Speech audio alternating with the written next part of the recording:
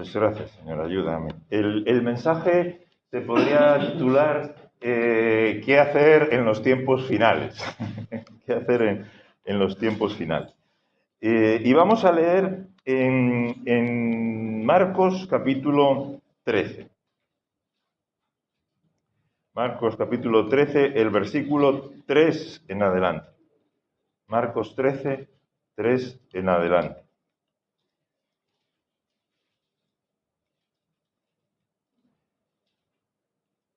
Esto, bueno, de hecho yo creo que Carsten habló un poco de estos temas el domingo pasado, según recuerdo, y también en nuestro grupo casero, en La Berzosa, salió este texto. Entonces, bueno, ha estado este texto esta semana y cuando le estaba pidiendo al Señor un tema, pues esto vino como muy, bueno, lo sentí como bastante claro, ¿no? Entonces, vamos a leerlo. Dice, y estando él, y lo leo según la Biblia de las Américas, estando él, Jesús se refiere, sentado en el monte de los olivos, frente al templo, o sea, es como un valle, y al otro lado está Jerusalén, el templo, Pedro, Jacobo, Juan, que eran como los que siempre más cercanos, y otro más, Andrés, le preguntaban en privado, ¿no? Como, esto dínoslo a nosotros, aunque no se lo digas a los demás, ¿no?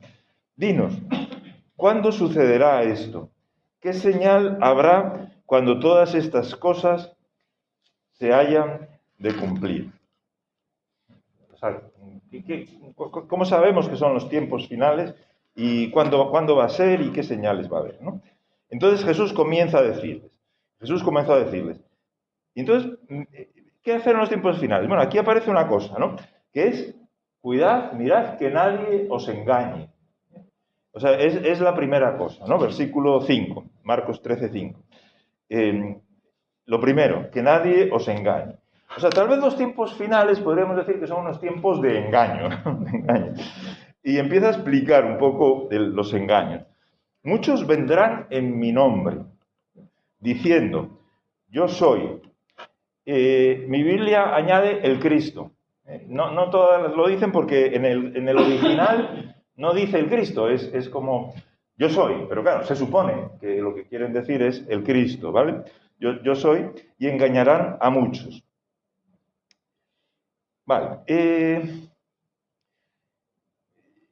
Oye, si vamos a Internet, ¿cuántísima gente hay que habla en nombre de Dios?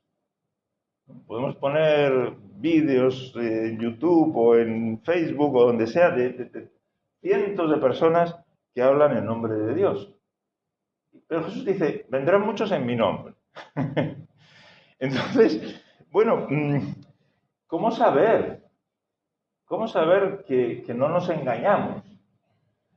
O, ¿cómo saber que uno mismo nos engaña? Porque yo puedo decir, yo creo que esto me lo dijo Dios y a lo mejor el corazón humano es engañoso, ¿no?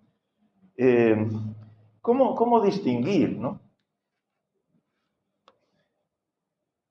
Bueno, yo creo que ahí necesitamos algunos criterios. Tal vez no podemos ahora desarrollar todo eso, pero tal vez una cosa que nos puede ayudar es, cuando la persona está hablando en nombre de Dios,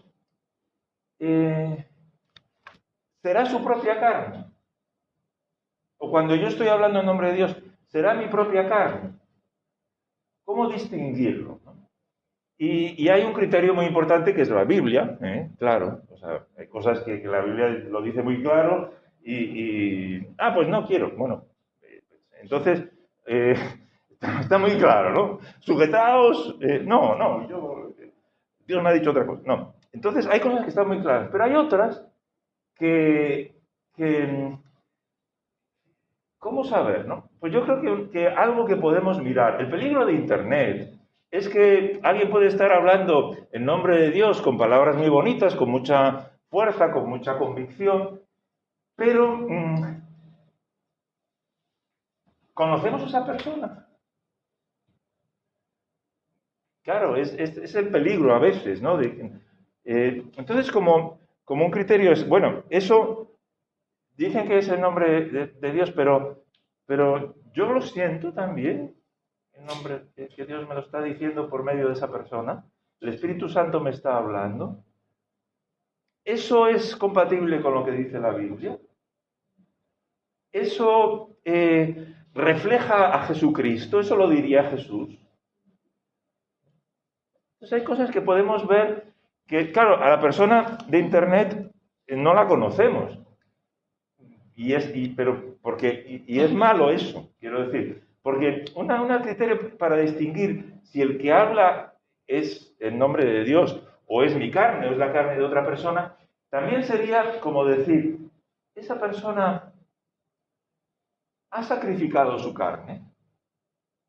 La ves que está luchando con el pecado. Claro, si la conocemos es mejor, porque en Internet, quién sabe. Sacrifica su tiempo, sacrifica su dinero por las cosas de Dios o para ayudar a otros. Eso sería un buen criterio, porque alguien puede salir ahí, denme dinero, denme dinero. Bueno, pero esa persona ha mostrado que puede sacrificar su carne. Otra cosa, esa persona puede tener muy buenas ideas, pero ¿se ha sujetado a otros? ¿Se sujeta? ¿Está en una iglesia local? ¿Se sujeta a su iglesia local? ¿O es alguien que sale por internet y dice lo que le parece, pero no se sujeta a nadie? Serían criterios para ver eso sí. ¿Por qué? Porque cuando nos sujetamos a lo que dice la Biblia, cuando nos sujetamos a los líderes, pues hay una gran posibilidad de que también nos sujetemos a Dios. Pero si uno no se sujeta a la Biblia, no se sujeta a los líderes, es lo que me da la gana, pues entonces hay bastantes probabilidades que no sea de Dios lo que esa persona dice, sino de su propia carne. Entonces, esto sería un criterio. Si vamos aquí, enseguida se empezó a cumplir, en el libro de los Hechos nos empiezan a hablar de todas las personas que dijeron yo soy el Mesías, yo soy el Mesías. Eso me parece que está en Hechos 5. Y hasta el día de hoy, el otro día veía en las noticias que a un tenista decían que era Jesucristo. Bueno, o sea, pues no. Hace algún tiempo Teudas se levantó pretendiendo ser alguien, esto está en Hechos 5, 36, y un grupo como de 400 hombres se unió a él. Y todos los que le seguían fueron dispersos y reducidos a nada. Después de él se levantó Judas de Galilea en los días del censo y llevó mucha gente tras de sí y también pereció y todos los que le seguían se dispersaron. Y después nos menciona todavía alguno más. O sea, hasta el día de hoy, eso, yo soy el Cristo, ¿no? A ver, lo más seguro es que en Internet nadie va a decir yo soy el Cristo hoy día. Aunque hay alguna secta que sí. Hay unos que se llaman los Munis, que había uno que... Pero si atendemos a lo que la palabra Cristo significa, Cristo hoy lo vemos como, bueno, Jesucristo, el Hijo de Dios, tal, y es verdad. Pero en aquella época Cristo significaba un rey ungido para gobernar. Entonces, hoy, por ejemplo, eso, muchos líderes de los deportes o de movimientos sociales o los políticos, es yo soy el que os voy a salvar. Yo os voy a dirigir. En el tiempo de Jesús se tenían, para ser rey, tú tenías que matar al rey anterior. Tenías que, como se ve ahí, tenías que levantarte y hacer una revolución. Incluso si eres el hijo del rey, tenías que ver cómo matabas a tus hermanos para quedarte tú solo. Y eres el hijo mayor, pero de todos modos matabas a los otros para quedarte con el reino. Hoy día la política funciona de otra manera. Pero tienes que hablar muy mal de otras personas para que te voten. Poner al adversario político, no matarlo con un puñal, pero matarlo con tus palabras. Hay todo tipo de, como dice aquí, de rumores. Entonces, sigamos a Jesús, no nos dejemos engañar por gente que dice, yo los voy a salvar. Yo soy el que, yo tengo la solución. Siempre que los cristianos se han ido detrás de un político, en la historia del cristianismo, han metido las patas. Eso no falla. No falla porque después el político que prometió tantas cosas, después se le ve que no es el Cristo, que igual que ha llegado haciendo la pelota y deshaciéndose de otros y atacando y calumniando y todo eso, pues cuando está arriba peor. Entonces, tengamos cuidado, ¿no?, con la política, con todo eso. Vendrán diciendo, yo soy el Cristo, el que salva, y engañarán a muchos, ¿no? Entonces, tiempos finales. Primera cosa que dice es tener cuidado de no ser engañados. Tener cuidado de no ser engañados. Tener cuidado de que estemos escuchando a Jesús. No estar escuchando voces que a lo mejor hablan en nombre de Jesús o dicen yo soy, ¿no?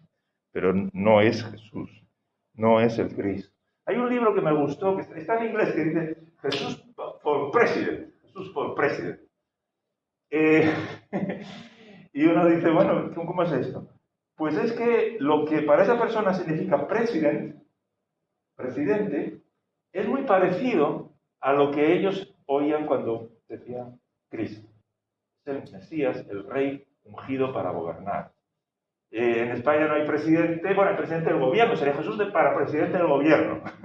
Jesús para... él es el que manda, él es el que tiene el mispaz, el que tiene el juicio, el que tiene la palabra, el que dice lo que es correcto. No otros líderes que al final siempre van a desilusionar. Entonces, escuchemos a Jesús, ¿no? Jesús tiene, y el mensaje de Jesús no va a coincidir 100% con ningún político. No, porque es otra cosa. Entonces, pues este puede tener buenas ideas aquí, pero en estas otras no está tan bien. Y este puede tener buenas ideas, pero no nos engañemos, ¿no? Jesús fue presidente. Jesús es el Mesías. Jesús es mi líder, es mi Señor. Eso es lo que significa Señor. Que yo le sigo a Él, que me fío de Él, que su palabra es verdad, que Él tiene mejores consejos que nadie. Entonces, bueno, eso, engaños, es una característica. O sea, ¿qué hacer en los tiempos finales? Podemos decir una cosa que nos dice Jesús aquí: mirad que nadie os engañe. Primero. Segundo, cuando oigáis de guerras y rumores de guerras, no os alarméis. Es necesario que todo esto suceda, pero todavía no es el fin. Bueno, ya decíamos que vivimos en un tiempo de rumores, que en Internet hace 100 años la gente no tenía Internet. Los rumores a lo mejor eran un periódico de papel, que solo algunos lo leían. No había tanto rumor. Hoy día hables el teléfono y puedes decir 1000 rumores. Entonces vivimos un tiempo de rumores. ¿Cómo vivir en los tiempos de rumores? Pues dice, no os alarméis. No os alarméis. O sea, esta sería otra característica de cómo vivir en los tiempos finales.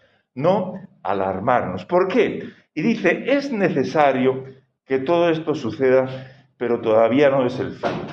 Es necesario. Eso es una palabra que en el original son 3 letritas, que es una palabra cortita, pero que se usa como para decir, está previsto por Dios.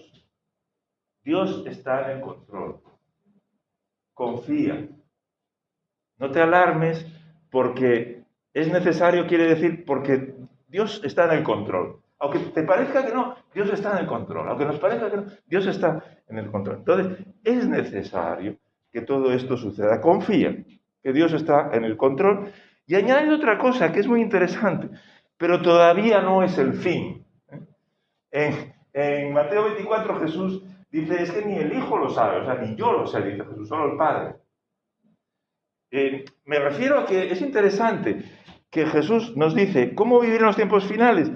Pues tranquilos, o sea, que no sabes si quedan unas horas o quedan... O sea, siempre también que del cristianismo, otra cosa que si vemos la historia del cristianismo pasa, que siempre que ha habido gente que ha puesto una fecha de que aquí se va a acabar, ha fallado. Entonces, tranquilos, es el fin, pues tal vez sí, tal vez no. Lo importante es que estemos bien, confiados, sin alarmarnos. Es necesario que todo esto suceda, pero todavía no es el fin. Y dice, porque se levantará nación, o sea, segunda característica, una es, tener cuidado de no ser engañados. Segunda es estar confiados, no estar alarmados, porque Dios está en el control. Porque se levantará nación contra nación y reino contra reino, habrá terremotos en diversos lugares, habrá hambres, y bueno, todas estas señales, ¿no? Que muchas veces pues, vemos la televisión y decimos, oye, pues esto parece que ya, ¿no?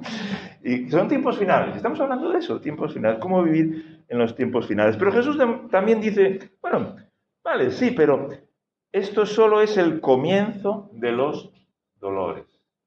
Lo dice así tu Biblia, el comienzo de los dolores. Vale, es solo el comienzo. O sea, como diciendo, bueno, pues pueden quedar 2 días, pueden quedar 20, pueden quedar más. Es el comienzo de los dolores. Pero me gusta esa palabrita dolores. ¿Por qué? ¿A qué dolores se refiere? ¿Dolores de muelas? ¿Dolores de... ¿Qué dolores son estos? Porque dice que es el comienzo de los dolores. ¿Qué dolores serán? Bueno, es una palabra que significa dolores de parto. Dolores de parto. Entonces, es el comienzo de los dolores de parto. Y eso es muy bonito. El otro día nos hablaba Carsten de levantar vuestras cabezas, lo dice en el discurso, digamos, equivalente. Porque se acerca vuestra redención. Dolores de parto es que son dolores, pero es para algo bueno. Es que están haciendo algo nuevo.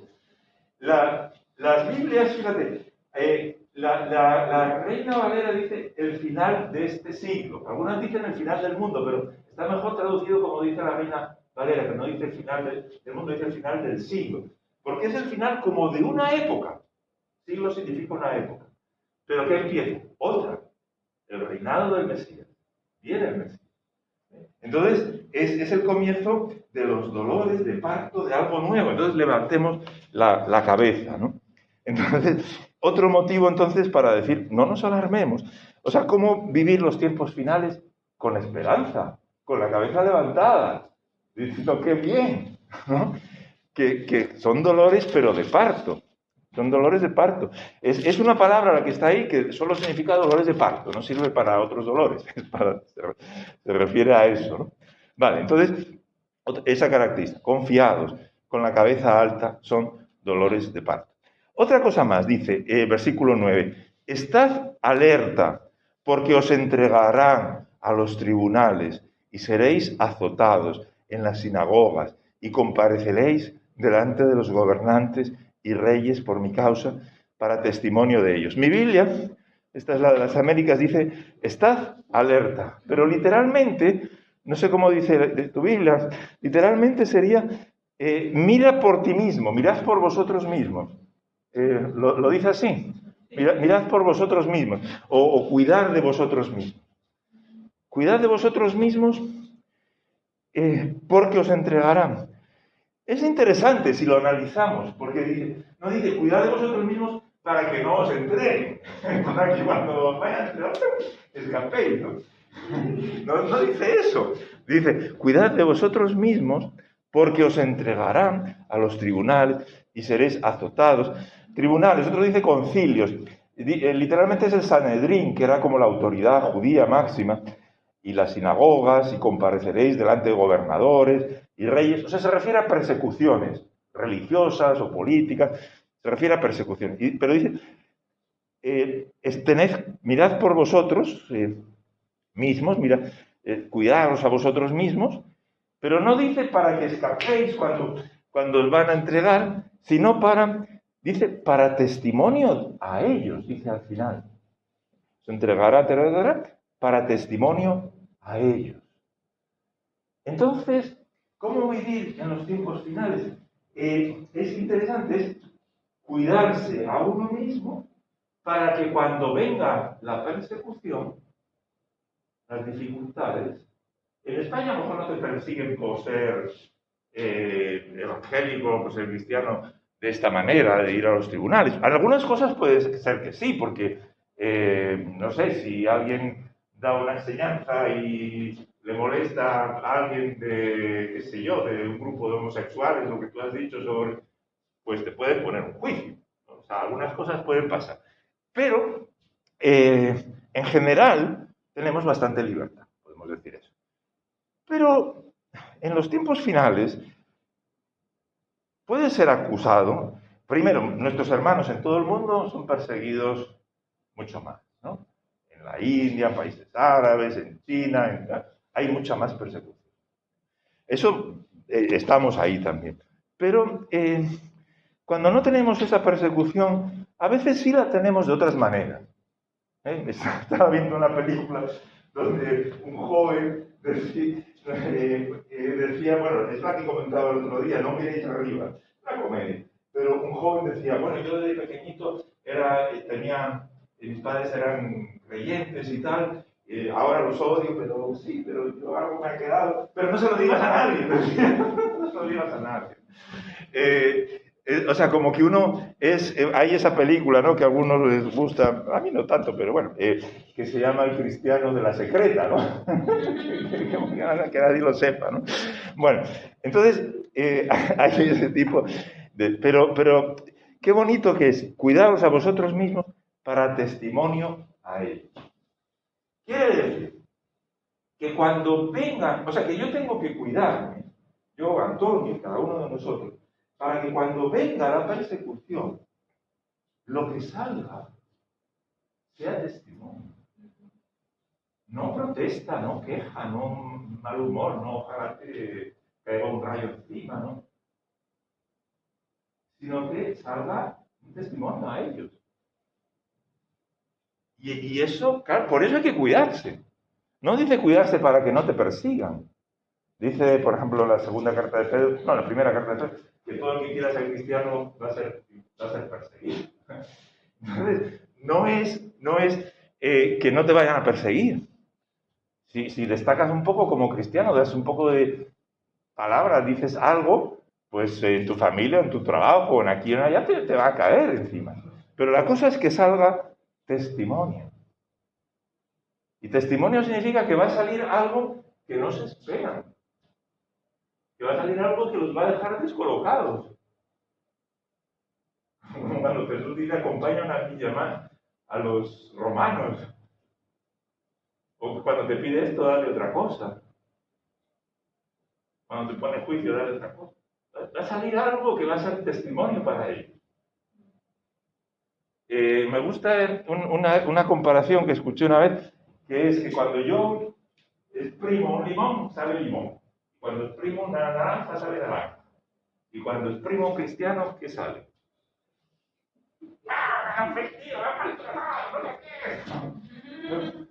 O sale Cristo. Si de limón sale limón, de la naranja sale naranja. Cuando se exprime un cristiano, salga Cristo. Y por eso tenemos que cuidarnos. Porque esto es una transformación que Dios tiene que hacer en cada uno de nosotros. Que salga Cristo. Por eso dice, cuidaros, mirad por vosotros mismos. Porque la persecución ahí está. Pero mirad por vosotros mismos que lo que salga sea testimonio para ellos. Y después sigue diciendo, porque el Evangelio tiene que ser predicado a todas las naciones. O sea, los tiempos finales son un tiempo de evangelización. Es un tiempo de avivamiento, por decirlo así. Y cuando os lleven y os entreguen, no os preocupéis, ¿no? Otra cosa más, no preocuparse de antemano por lo que vais a decir, sino que lo que os sea dado en aquella hora, eso hablad, porque no sois vosotros los que habláis, sino el Espíritu Santo. Me gusta esto. Bueno, por muchas razones, ¿no? Los tiempos finales son tiempos del Espíritu Santo. Son tiempos de hablar. Hablad. O sea, los mandatos que tenemos aquí de Jesús, uno es cuidar a nosotros mismos, otro es no preocuparnos, otro es hablar. Hablar, pero con el Espíritu Santo en nosotros. Mira, antes decíamos, me puedo engañar o me pueden engañar, ¿cómo sé que no es mi carne, que es Dios? Yo creo que cuando vamos pasando por lo demás, de aceptar, confiar, porque es necesario, porque conviene, de mirar con esperanza, porque son dolores de parto, de cuidarnos a nosotros mismos para que salga testimonio para ellos. Cuando vamos pasando por eso, pues también es más fácil que ya, oye, y no es que seamos perfectos, pero que ya, oye, sí, esto es el Espíritu Santo. Distingo que es el Espíritu Santo, porque coincide con la Biblia, no coincide con mi carne, coincide con la Biblia. Esto es de Dios que quiere que hable. Es un tiempo de hablar en el nombre del Espíritu Santo o dejar que el Espíritu Santo hable en nosotros. Incluso dice que eso, que no os preparéis, ¿no? Demasiado. No os preocupéis de antemano. Después habla de que los tiempos finales son tiempos de, de divisiones o de traiciones. El hermano entregará a la muerte al hermano y el padre al hijo y los hijos contra los padres y les causarán la muerte. En la primera carta de Pedro 4:12 dice, no os sorprendáis. No os sorprendáis. Tiempos finales pasarán estas cosas, pero ahí vamos a tener que optar. Son tiempos donde vamos a estar con Dios o con mi hermano, con Cristo o con mi Padre, con el Espíritu Santo o con mis hijos. Vamos a tener que optar, porque va a haber ese tipo de tensión, ¿no? O de traición. Y seréis odiados de todos. Seréis odiados, ¿no? No nos gusta ser odiados, a unos más que a otros, pero en general no nos gusta ser odiados. No nos gusta que todos hablen mal de nosotros, no nos gusta todo eso, no nos gusta. Y seréis odiados por causa de mi nombre. Pero cuando es por causa de Jesús, ojo, tenemos ahí también que ser un poco sabios, no engañarnos. A ver, por ejemplo, dice en Primera de Pedro, sí, es Primera de Pedro. No, sí, es en Primera de Pedro. Dice, capítulo 4, versículo 15, que de ninguna manera sufra alguno de vosotros como homicida, o ladrón, o malhechor, o entrometido, pero si alguno sufre como cristiano, que no se avergüence, sino que como tal glorifique a Dios. Ahí tenemos que ser sabios en el sentido de que no cualquier cosa que nos odien o digan mal de nosotros necesariamente es porque somos cristianos. A lo mejor es porque hemos metido las patas, porque hemos hecho mal, dice malhechores, o porque nos hemos entrometido, o lo que sea, ¿no? Es decir, tenemos que también ser sabios, porque también en las aflicciones y los conflictos están ahí para ayudarnos a madurar y a crecer. Estuve el otro día con un señor que él es gay, homosexual, pero él es cristiano, quiere ser cristiano, pero quiere que ser gay esté bien, ¿no? O sea, bueno, pues claro, yo no estoy muy de acuerdo con él, pero no, el problema no es ese punto, sino que él, ya hace muchísimos años, cuando era un jovencito, él fue a una iglesia y dijo, no, pues esto de ser homosexual está bien. Y el pastor estuvo hablando con él. El pastor le mostró que Dios tenía otros estándares más altos para la vida sexual y él lo aceptó y tuvo un momento muy bonito de conversión y llegó a su casa esa noche y yo no sé quién estaba ahí en su casa, pero de repente sus ideas cambiaron totalmente. Este pastor me ha comido el coco, este pastor tal. Desprecia por ser gay, lo que sea. Y a ese pastor le cayeron, a partir de ese día, montones de emails. En aquella época no había más medios, no había WhatsApp, insultándole por ser homófobo, por odiar a los gays, con pornografía, con todo tipo de cosas le cayeron. No solo de este hombre, sino de todos sus amigos. Entonces vosotros, bueno, o sea, a lo que voy es, a lo mejor pensamos que nos persiguen por ser gays, como este chico. Y el problema está en otro sitio. Está en nuestro corazón. Que no acepta que otros piensen distinto. Y que se llena de odio cuando alguien opina de otra manera, o se siente juzgado, o se siente... Entonces, eso nos puede pasar a todos. Lo digo que este caso me entristeció, porque es un hombre que le pasó eso a lo mejor hace 20 o 30 años, y ha pasado el resto de su vida, pues, sin enfrentar los problemas de su corazón, sino diciendo que todo esto me pasa porque soy gay. Y en realidad no le pasa porque soy gay, le pasa por su mal carácter. Y eso nos puede pasar, ¿no? Que nos engañamos fácilmente, que decimos, me están persiguiendo porque yo estoy aquí haciendo una cosa muy buena a favor de los gays, y en realidad es otra cosa lo que hay en tu corazón y lo que te está fastidiando la vida, ¿no?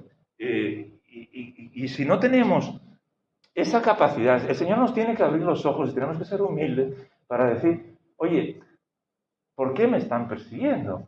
¿Por qué persiguiendo? La palabra perseguir es que es muy cristiana, muy religiosa. ¿Por qué tengo estos conflictos? ¿Por qué tengo estos conflictos? ¿Es porque he hecho lo correcto? ¿O hay algo en mí que me lleva siempre a tener el conflicto, a caer en este pecado, o en caer en el pecado más allá? A veces, no he caído en este pecado, pues ya no quiero caer más. Pero a lo mejor no es ese pecado en el que has caído, sino que Dios con ese pecado en el que has caído te está llamando la atención de algo más profundo en tu vida que quieres sanar. Y nos fijamos solo en lo superficial y no vamos a lo que Dios quiere sanar, que es más profundo. Y cuando entonces es como decir, Señor, muéstrame dónde está mi carne, dónde está mi egoísmo, dónde está mi interés propio. Porque ahí es donde el Señor puede empezar a trabajar. En la tecnología hay otras cosas más importantes que esos líos, o que esas cosas, que la causa de los gays o que ese pecado. Hay algo más importante. Eso es lo que creo que tenemos que ser conscientes, ¿no? Que, bueno, seréis odiados para todos, pero dice al final, el que persevere hasta el fin, ese será salvo. Y bueno, la palabra perseverar. Perseverar es una palabra que significa como resistencia, así, aguanto, ¿no? Hoy a veces se dice resiliencia, no sé si habéis oído esa palabra, pero a veces sí, resiliencia, ¿no? Bueno, es como que aguanto. Pero, y Pablo, por ejemplo, parece que 2 Corintios 6, entre las características de quién es siervo de Dios, la primera es esta: resiliencia, perseverancia. Lo podemos leer si queréis, pero bueno, no quiero tampoco que... Pero, a ver, y siervo de Dios, claro, aquí la traducción a lo mejor dice ministro, ¿no? Dice Pablo, 2 Corintios 6:4, sino que en todos nos recomendamos a nosotros mismos como ministros, pero esa palabra ya lo hemos explicado, significa siervos de Dios, como ministros, como siervos de Dios, en mucha perseverancia, en aflicciones, privaciones, angustias, azotes, cárceles, tumultos, trabajos, desvelos, ayunos, pureza, conocimiento, paciencia, bondad, en Espíritu Santo, en amor sincero, en la palabra de verdad, en el poder de Dios, por armas de justicia, para la derecha y para la izquierda. O sea, que le vamos a dar a la derecha y a la izquierda, no somos de Cristo. Bueno, pero voy a que lo primero es mucha perseverancia, y todo lo demás es casi como ejemplos de perseverancia. Ayudos, azotes, cárcel, son ejemplos de perseverancia. Y siervo de Dios, eso, no significa, pues, necesariamente que, pues soy un, qué sé yo, pues evangelista, pastor, apóstol como Pablo. No, siervo de Dios significa que somos todos nosotros siervos de Dios. Vaya, si no somos siervos de Dios, ¿de quién somos siervos?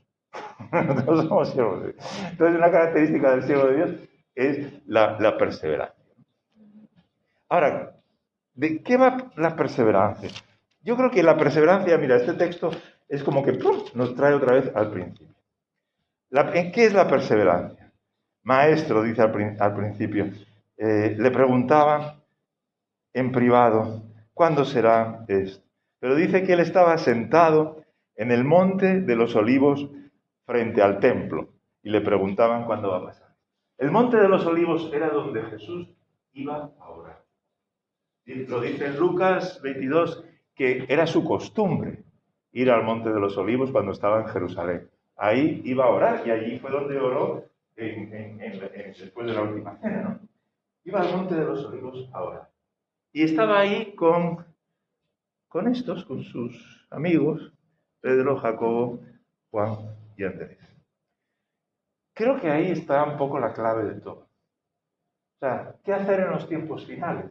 Jesús sabía que eran sus tiempos finales. Ir al monte de los olivos, con los amigos, orar. Pasar tiempo con Jesús. Esa es la clave de la perseverancia. Esa es la perseverancia. Perseverancia no es que yo soy muy fuerte y resisto porque yo soy aquí. Es pasar tiempo con Jesús. Pasar tiempo con Jesús. Entonces, resumiendo, ¿qué hacer en los tiempos finales? Primero y sobre todo, pasar tiempo con Jesús. Segundo, no ser engañados. Cuidado con cualquier otro Mesías. Tercero, no alarmarnos. No alarmarnos.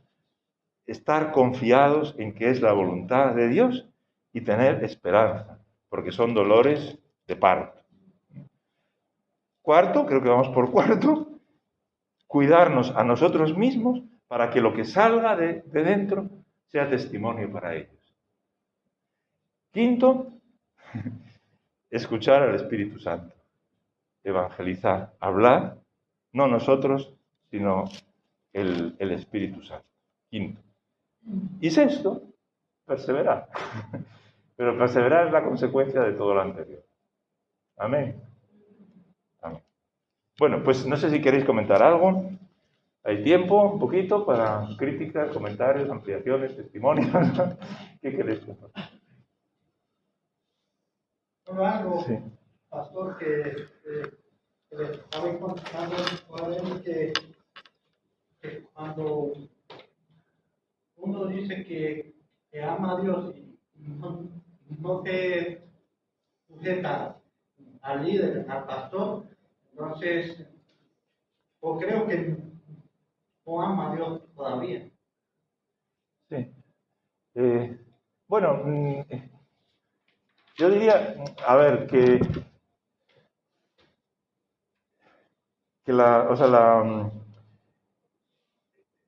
amar a Dios, bueno, la Biblia dice, si no amas al hermano, al que ves, ¿cómo vas a amar a Dios al que no ves? Eso pasa con el sujetarnos. Si no nos podemos sujetar a los líderes, a los hermanos, a una iglesia local, ser parte de una iglesia, ¿cómo vamos a sujetarnos a Dios que no vemos, ¿no? Y además que nos dice expresamente que nos sujetemos y que nos congreguemos y todo eso. Y también dando supuestamente sabiduría, palabras, cosas así. Entonces hay que tener mucho cuidado en eso, porque el enemigo también tiene gente astuta que se sabe la palabra también, entonces. Sí, el diablo se sabe la palabra perfectamente. Sí, pero por eso es un tiempo de no engañarnos. O sea, no todo el que diga yo vengo en nombre de Dios, necesariamente viene en nombre de Dios. Y la ventaja de una iglesia local es que ahí tú puedes ver, oye, esta persona se sujeta, esta persona o no, ¿no? Esta persona obedece a Dios o no. Alguien que sabe por internet no sabes nada de su vida. ¿Sí? Pero eso, entonces, a ver, puede pasar que tú estés en una iglesia donde los líderes de la iglesia sean el demonio, no escuchen a Dios, sean malísimos, no sé qué, y no te puedes sujetar a ellos, porque Dios habla contigo y con ellos no. Entonces, pues tienes que decir, ¿será esto así? ¿Me estoy engañando? O no, tal vez sí es así, pues te tienes que ir a otra iglesia donde se predique la palabra, donde los líderes, bueno, pues se sujeten también unos a otros. O sea, tenemos que estar todos en esa actitud de sujetarnos. Porque somos un solo cuerpo. Sí. Ahora, si hay... Yo conocí a un hombre que conocía todas las iglesias de Madrid, porque iba a una iglesia, no le gustaba, y después iba a otra y no le gustaba. Y claro, se murió así. Se pasó toda la vida así, desde que se convirtió hasta que se murió recorriendo todas las iglesias de Madrid, que son bastantes. También conocía a los judíos y Claro, ¿qué pasa? Bueno, pues que nunca se sujetó a unos líderes en toda su vida. Entonces, bueno, pues yo creo que se perdió mucho porque entonces no hay crecimiento, ¿no? O sea, si alguien quiere, o sea, ¿esa persona se sujetó a alguien alguna vez en su vida? ¿O ha ido siempre por libre? Eso sería una buena pregunta. ¿Aceptó que alguien le corrigiera? Porque dice el libro de los Proverbios que el sabio cuando le corrige te ama. Pero el necio te monta un follón, ¿no?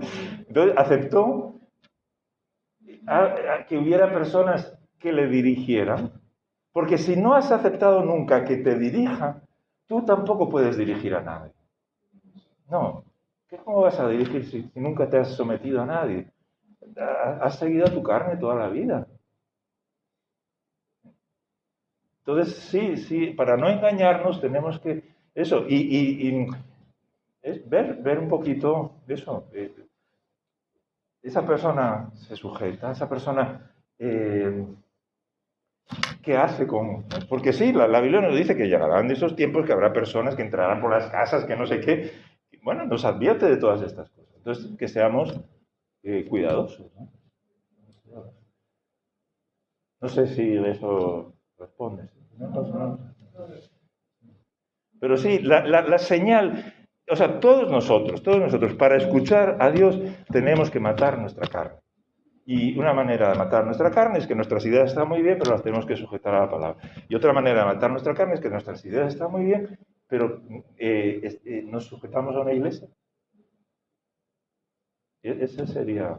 Porque ahí se ve entonces que hay... O sea, que no es lo que a mí me parece, sino que hay un deseo honesto de que mi carne no me domine, de que hay otros que pueden decir que nadie es buen juez de sí mismo, que el corazón es engañoso, que hay otros que me pueden decir en que estoy fallando. Como dice ahí, que el único que le puede hablar y indicar es el Espíritu Santo a uno. El Espíritu Santo es que le muestra a uno y está bien o no.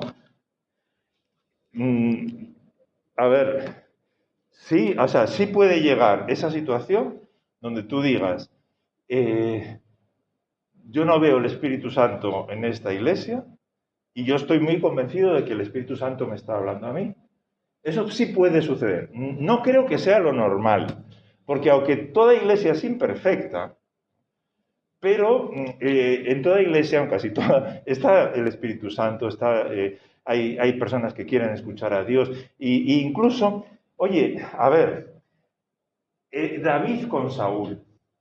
Saúl había escuchado a Dios, había tenido un tiempo, pero era un líder que estaba decayendo, estaba buscando su propio interés,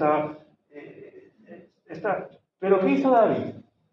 Le respetó toda su vida. Toda su vida le respetó. Y porque le respetó toda su vida, después él pudo reinar. Pero hubo una actitud de humildad y decir, este es el ungido del Señor, yo no voy a hacer nada contra él aunque me quiera matar. Claro. Entonces, ahí sí se ve, o sea, que Dios no te va a pedir otra cosa. No, mata a Saúl y tal. No. Si tú quieres algún día ser líder, tienes que pasar por someterte a los líderes, aunque sean como Saúl. Y yo creo que la mayor parte de los líderes en la iglesia no están como Saúl, pero